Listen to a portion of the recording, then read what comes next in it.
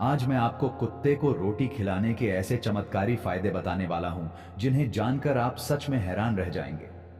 ये फायदे सिर्फ धार्मिक नहीं बल्कि जीवन के हर पहलू से जुड़े हैं, चाहे वो भाग्य हो, रोग दोष हो या मोक्ष का मार्ग। और सबसे खास बात, हर फायदा जुड़ा है एक पौराणिक कहानी से जो हमें सिखाती है कि एक साधारण रोटी कैसे हमारी किस्मत बदल सकती है।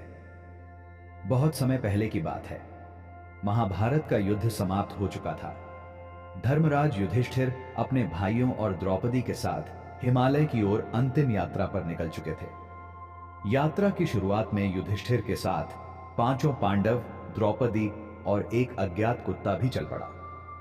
किसी ने नहीं रोका, किसी ने नहीं टोका, लेकिन सब हैरान थे कि यह कुत्ता कौन है, क्यों इनके पीछे पीछे चल रहा है। युधिष्ठिर जीवन भर धर्म के मार्ग पर चले थे और उन्होंने कभी किसी भूखे को बिना भोजन दिए नहीं छोड़ा था, चाहे वह कोई मनुष्य हो, पशु हो या पक्षी। कई बार वे अपने महल से बाहर निकलकर भूखे कुत्तों को रोटी खिलाते थे। वे मानते थे कि जहां भूखे का पेट भरता है वहीं ईश्वर वास करता है। उस कुत्ते का कोई नाम नहीं था, कोई पहचान नहीं थी, लेकिन वह युधिष्ठिर के साथ अंत तक चला। जब युधिष्ठिर के सारे भाई और द्रौपदी पर्वतारोहण के कठिन मार्ग में गिर पड़े और स्वर्ग नहीं पहुंच सके, तो केवल युधिष्ठिर और वह कुत्ता ही बचे। जब युधिष्ठिर अकेले स्वर्ग के द्वार तक पहुंचे तो इंद्रदेव अपने रथ पर आए और बोले, धर्मराज, आप पवित्र हैं, सत्य प्रिय हैं, आइए स्वर्ग चलिए। युधिष्ठिर ने हाथ जोड़कर कहा, मेरे साथ यह कुत्ता भी आया है, मैं इसे छोड़कर स्वर्ग नहीं जाऊंगा। इंद्रदेव बोले, यह स्वर्ग का नियम नहीं है, पशु यहां नहीं आ सकते।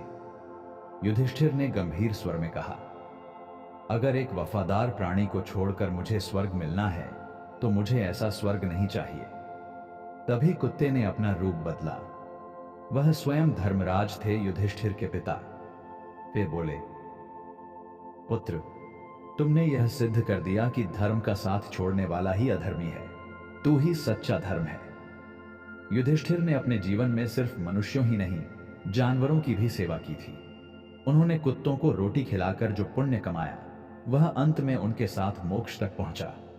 यह कथा हमें सिखाती है कि जिस जीव को हम सबसे छोटा समझते हैं वह सबसे बड़ा सहारा बन सकता है। एक बार उज्जैनी पर एक भयंकर भूतनी का प्रकोप आया। वह हर रात किसी न किसी नगरवासी की जान ले जाती। तांत्रिकों और यंत्र मंत्रों ने भी हार मान ली। राजा चंद्रकेतु ने रात्रि पहरे का आदेश दिया और स्वयं भी नगर के बाहर एक घने वृक्ष के पास छुपकर बैठ गए। रात को एक डरावनी परछाई निकली, वह भूतनी थी। लेकिन जैसे ही उसने नगर की ओर बढ़ना चाहा, वहां पहले से ही 4 कुत्ते खड़े थे, वही जिन्हें राजा रोज रोटी खिलाते थे। कुत्तों ने मिलकर उस भूतनी पर हमला कर दिया और वह चीखती हुई भाग गई। अगली सुबह राजा ने स्वप्न में देखा, एक साध्वी आत्मा प्रकट हुई और बोली, राजन, आपने मेरी भूखी आत्मा को कई बार भोजन दिया है, मैं उसी रूप में आपको संकट से बचाने आई थी। राजा चंद्रकेतु की यह करुणा और सेवा की भावना पूरे देश में प्रसिद्ध हो गई। दूसरे राजाओं ने उन्हें प्रजापिता की उपाधि दी। उनके राज्य में व्यापार बढ़ा, दुश्मन भयभीत हुए और प्रजा ने उन्हें भगवान तुल्य मानना शुरू कर दिया। उन्होंने अपने राजमहल के द्वार पर एक शिलालेख बनवाया, जो भूखे को रोटी देता है उसका राज्य और सम्मान अडिग रहता है, चाहे वह राजा हो या रंक। बहुत प्राचीन समय की बात है। एक महान तपस्वी ऋषि थे, ऋषि और वे समुद्र तट के पास एक कुटिया में रहते थे और कठोर तपस्या करते थे। उनके पास ना कोई सेवक था, ना ही कोई परिवार। वे प्रतिदिन यज्ञ करते और बची हुई रोटियां जंगल के पशु पक्षियों को दे दिया करते।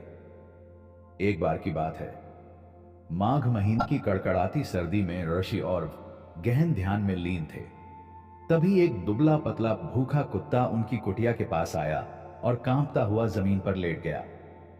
ऋषि औरव ने जब ध्यान खोला तो देखा कुत्ता ठंड और भूख से कांप रहा है। वे तुरंत उठे, यज्ञ से बची रोटियां लाकर उसे खिलाईं और एक कंबल भी उसके ऊपर डाल दिया। उस रात उन्होंने ध्यान में देखा, लक्ष्मी देवी स्वयं प्रकट होकर बोली, ऋषिवर, आपने भूखे को भोजन दिया, वह कोई साधारण कुत्ता नहीं, मेरा वाहन था। अब तुम्हारे आश्रम में कभी अन्न धन की कमी नहीं होगी। अगले दिन से ऋषि ऑर्व के आश्रम में पशु पक्षी, मनुष्य सब आने लगे और हर कोई भोजन पाता। ऋषि ऑर्व के एक शिष्य थे सौमित्र। वे अत्यंत प्रतिभाशाली थे, परंतु बार बार विफल होते। जब उन्होंने अपने गुरु से कारण पूछा तो ऋषि ऑर्व ने ध्यान करके देखा कि उनके ऊपर शनि और राहु का भारी प्रभाव था। गुरु बोले, तू प्रतिदिन काले कुत्ते को रोटी खिला और उसे स्नेह दे। सौमित्र ने ऐसा ही किया। हर सुबह एक भूखे काले कुत्ते को रोटी देने लगा। कुछ ही महीनों में उसकी जीवन दिशा बदल गई। उसे राज्य का महामंत्री बना